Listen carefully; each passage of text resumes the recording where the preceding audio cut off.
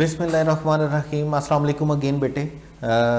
आज के दूसरे लेक्चर के साथ प्रोफेसर मोहम्मद अजीम ग्रिप इंस्टीट्यूट की तरफ से।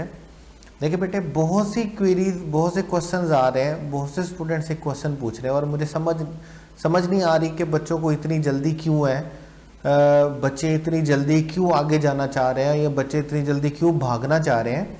देखिए, बहुत से बच्चे क्वेश्चन ये पूछ रहे हैं कि सर वोकैब हमने कहाँ से याद करनी है, वोकैब कैसे याद करनी है, कौन सी वोकैब याद करनी है। बेटे एक बात याद रखें, slow and study wins the race. अब भी हमारे जो एमडी कैट का पोर्शन है इंग्लिश का, उसको हमने दो हिस्सों में डिवाइड किया। एक हमारे पास ग्रामर पार्ट है और एक हमारे पास वोकैब पार्ट है। वोकैब पार्ट हमने ओरिएंटेशन बेस पे बात की थी कि वोकैब पार्ट में हमारे पास क्या होता है, पहले 843 वर्ड्स थे, फिर उन 843 वर्ड्स को कम करके 210 कर दिया गया अभी लास्ट ईयर 2019 में। और अभी जैसे आगे सिचुएशन कोविड की वजह से जो टाइम है वो बढ़ता जा रहा है यूएचएस की टेस्ट का, माइट बी पॉसिबल कि इसमें चेंज आए। वोकैबलरी में पॉसिबिलिटी है चेंज की, वोकैबलरी में पॉसिबिलिटी है चेंज की। और वैसे भी 210 वर्ड्स कुछ भी नहीं है, ठीक है। रिसेंटली 2019 के पेपर में कोई एंटोनिम, कोई सिनोनिम, कोई होमोफोन का क्वेश्चन नहीं दिया गया, सिर्फ सेंटेंस कंप्लीशन का क्वेश्चन दिया गया।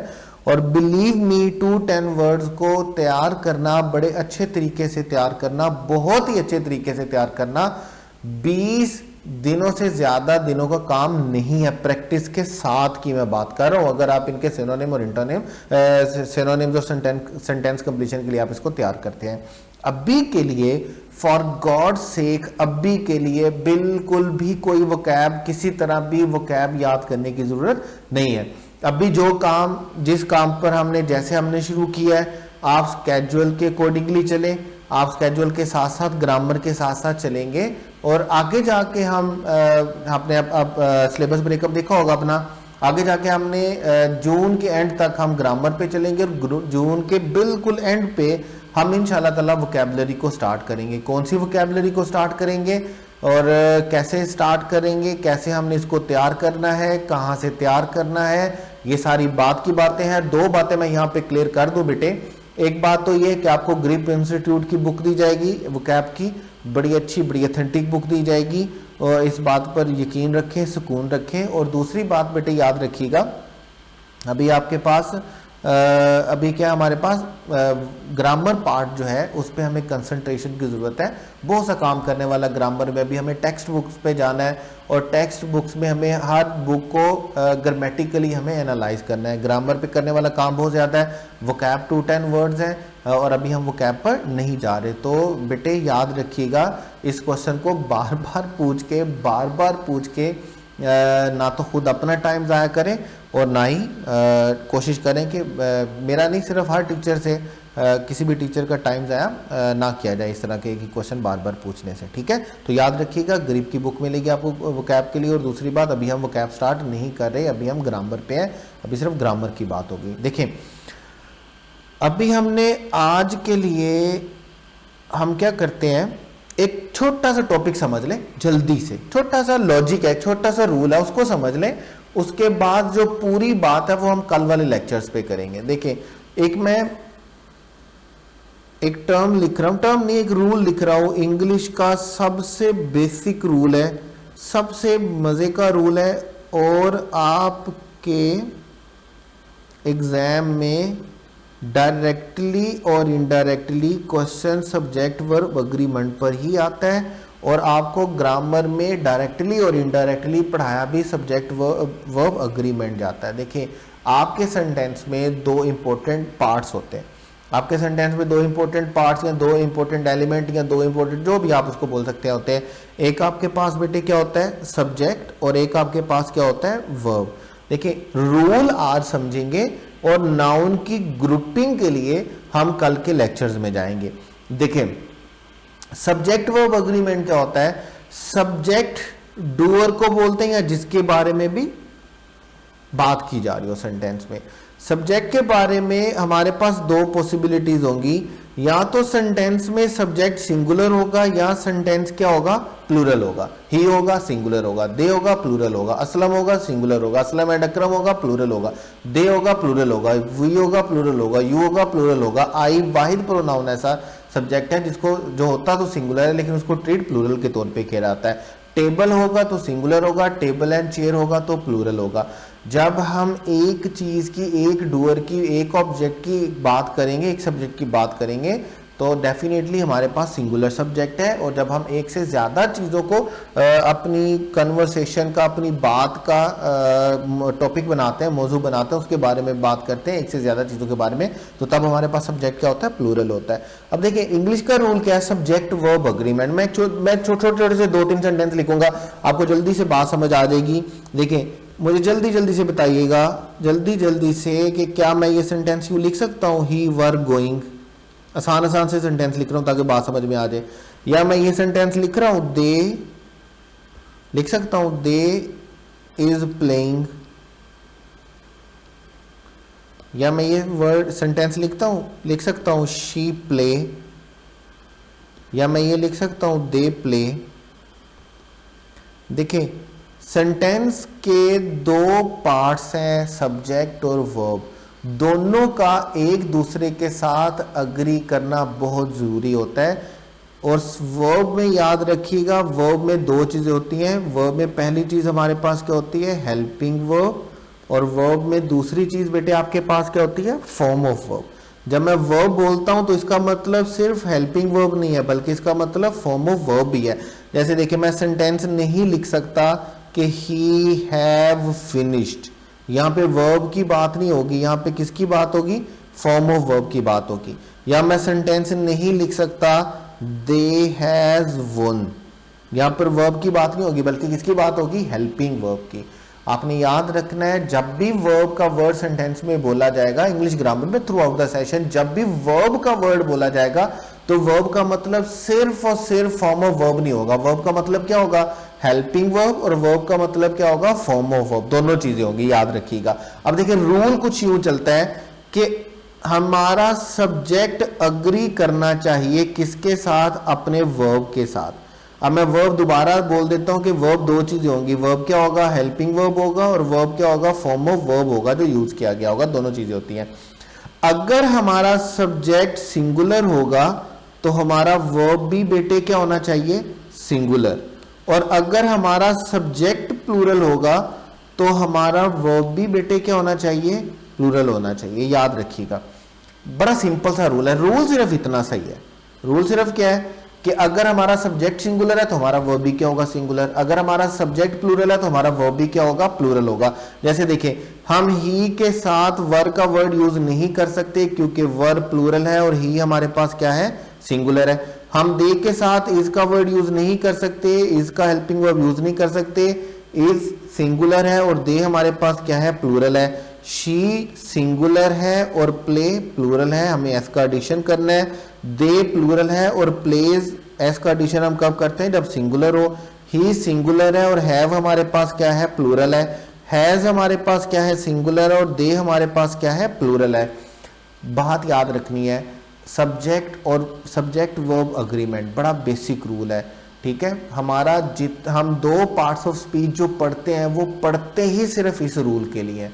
और वो 2 पार्ट्स ऑफ स्पीच हमारे पास कौन से हैं, नाउन और प्रोनाउन। उसकी वजह मैं आपको बता देता हूं। देखें सेंटेंस में बेसिकली आप सेंटेंस को 3 पार्ट में डिवाइड करते हैं। एक पार्ट आपके पास कौन सा होता है, सब्जेक्ट, दूसरा क्या होता है, वर्ब, और तीसरा आपके पास क्या होता है, ऑब्जेक्ट। और मैं अगेन यहां पे बता दूं, वर्ब का मतलब क्या होता है, हेल्पिंग वर्ब और साथ फॉर्म ऑफ वर्ब। ये बात भूलनी नहीं है। जब भी वर्ब का वर्ड हम सेशन में बोलेंगे थ्रू आउट द सेशन तो आपने याद रखना है कि वर्ब का मतलब क्या है, हेल्पिंग वर्ब और फॉर्म ऑफ वर्ब। सेंटेंस के 3 पार्ट में पहला आपके पास क्या है, सब्जेक्ट, दूसरा है वर्ब और तीसरा क्या है, ऑब्जेक्ट। सेंटेंस में हम 2 पार्ट्स ऑफ स्पीच को या तो सब्जेक्ट के तौर पे यूज करते हैं या किसके तौर पे यूज करते हैं, ऑब्जेक्ट के तौर पे। और वो 2 पार्ट्स ऑफ स्पीच हमारे पास कौन से हैं, नाउन और प्रोनाउन। सेंटेंस में सब्जेक्ट को, किस पार्ट ऑफ स्पीच को सब्जेक्ट के तौर पे यूज किया जाएगा, नाउन को या प्रोनाउन को। और बिलीव मी, आप जितना भी नाउन या प्रोनाउन एमकैट के लिए पढ़ते हैं वो सिर्फ इस एक रूल के लिए पढ़ते हैं कि आपका सब्जेक्ट अग्री करना चाहिए अपने वर्ब के साथ। आपको अपने सब्जेक्ट की पहचान होनी चाहिए, आइडेंटिफिकेशन होनी चाहिए कि मेरा सब्जेक्ट सिंगुलर है तो वर्ब सिंगुलर होना चाहिए, मेरा सब्जेक्ट प्लूरल है तो वर्ब क्या होना चाहिए, प्लूरल होना चाहिए। बात बड़ी सिंपल है, रूल बड़ा सिंपल है। If subject is singular verb is singular, if subject is plural verb is plural. आपने याद रखना है, अगर सब्जेक्ट सिंगुलर होगा तो वर्ब भी सिंगुलर होगा, सब्जेक्ट प्लूरल होगा तो वर्ब भी प्लूरल होगा। अब इसमें नाउन और प्रोनाउन का क्या है, मैं आपको बोल देता हूं कि आप दो पार्ट्स ऑफ स्पीच पढ़ते ही इस रूल के लिए हैं। आप नाउन पढ़ते ही इसलिए है कि आपको पता हो कौन सा नाउन कब सिंगुलर होता है और कौन सा नाउन कब प्लूरल होता है। हमने किस नाउन को सिंगुलर के तौर पे ट्रीट करना है, किस नाउन को प्लूरल के तौर पे ट्रीट करना है, कौन सा सब्जेक्ट, कौन सा प्रोनाउन सिंगुलर होता है, कौन सा प्रोनाउन प्लूरल होता है। अभी देखिए ग्रुपिंग क्या है, ग्रुपिंग में हम ये करेंगे, कि हम अपने नाउन को 6 ग्रुप में डिवाइड करेंगे। याद रखिएगा, मैं दोबारा बोल देता हूं, रूल हम बैक एंड पे कौन सा पढ़े होते हैं, सब्जेक्ट वर्ब एग्रीमेंट, रूल वही चल रहा है सब्जेक्ट वर्ब एग्रीमेंट, लेकिन हमें सब्जेक्ट पार्ट को समझने के लिए नाउन को समझना है। सेंटेंस में नाउन को सब्जेक्ट के तौर पे यूज किया जाता है और हमें ये डिसाइड करना है कि मेरा सब्जेक्ट सिंगुलर है या प्लूरल। तो उसके लिए मुझे किसको देखना है, मुझे नाउन को देखना है, मुझे नाउन को समझना है कि कौन सा नाउन कब सिंगुलर होता है और कौन सा नाउन कब प्लूरल होता है। क्योंकि सब्जेक्ट सिंगुलर है तो वर्ब सिंगुलर है, सब्जेक्ट प्लूरल है तो वर्ब प्लूरल है। देखिए हम नाउन को, मैं एक छोटा सा डेमो करेंगे कि हमने ग्रुपिंग कैसे करनी है, उसका फायदा हमें क्या होगा, या हमने इस नाउन का इस रूल के साथ क्या ताल्लुक है, या जो आगे हम बात पढ़ने वाले हैं उसका इस बात से क्या ताल्लुक है। देखिए अभी हम क्या करेंगे, हम नाउन को 6 ग्रुप में डिवाइड करेंगे और हम इनको नाम देंगे G1, G2, G3, G4, G5 and G6। अब G1 में हमारे पास कौन से नाउन होंगे, ये लिस्ट कल हर ग्रुप की बकायदा तौर पर लिखवाई जाएगी। पूरा का पूरा ग्रुपिंग का एक रूल है, हम कल पढ़ेंगे, लेकिन आज सिर्फ उसका इंट्रो दे रहा हूं ताकि आज आपने क्वांटिफायर का एक पूरा रूल पढ़ा है, उसको आपने अच्छे से समझना है, लिखना है। इसलिए आज हम ग्रुपिंग पे नहीं जा रहे, ग्रुपिंग के हम बेस समझ लेते हैं, पूरे का पूरा रूल हम कल देखेंगे इसको, ग्रुपिंग को, ठीक है।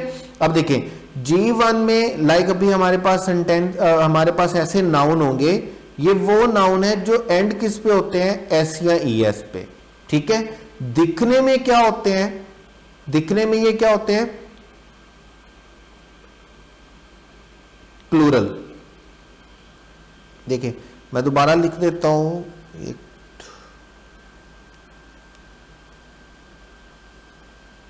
देखिए अभी हमारे पास क्या है कि, एक मिनट बेटे माजरत, ये जरा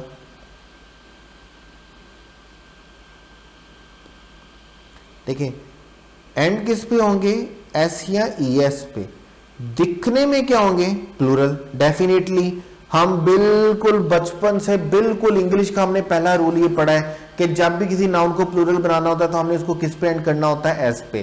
तो हमारे माइंडसेट एक बना होता है कि जो भी वर्ड, जो भी नाउन एस या एस पे एंड होगा वो क्या होगा, प्लूरल होगा। ये सिंपल बात है, लेकिन ऐसा नहीं है। G1 में ऐसे नाउन शामिल हैं जो एंड तो एस या एस पे होते हैं, जो दिखने में समझने में प्लूरल तो लगते हैं लेकिन वो प्लूरल होते नहीं है।